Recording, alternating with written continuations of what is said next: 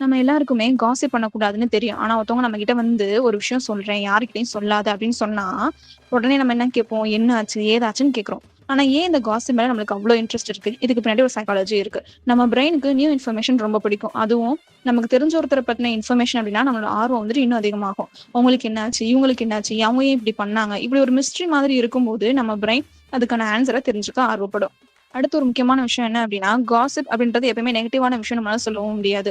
ஒரு ஃப்ரெண்ட பத்தி நல்ல விஷயம் பேசுறது, ஒருத்தவங்களுக்கு ஹெல்ப் பண்ணணும்னு இன்டென்ஷன்ல இன்ஃபர்மேஷன ஷேர் பண்றது, ஒரு சோஷியல் சிச்சுவேஷன புரிஞ்சுக்க ட்ரை பண்றது. ஸோ இது எல்லாமே காசிப் கடியில வரும்.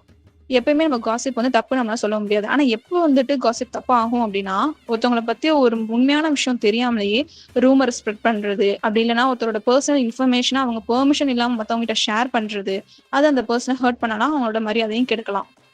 ஸோ, அதனால ஒரு சிம்பிள் ரூல் மட்டும் நம்ம ஃபாலோ பண்ணிப்போம். ஒரு விஷயம் ஷேர் பண்றதுக்கு முன்னாடி, ஒரு விஷயம் உங்களுக்குள்ளயே கேட்டு பாருங்க. ஒரு கொஸ்டின் வந்து உங்களுக்குள்ளயே கேட்டு பாருங்க. இப்போ நான் ஷேர் பண்ற விஷயம், அதுக்கு ரிலேட்டடா இருக்கிற அதுக்கு சம்மந்தப்பட்ட பெர்சன் இங்க இருந்தா, நான் இத ஷேர் பண்ணுவேனா?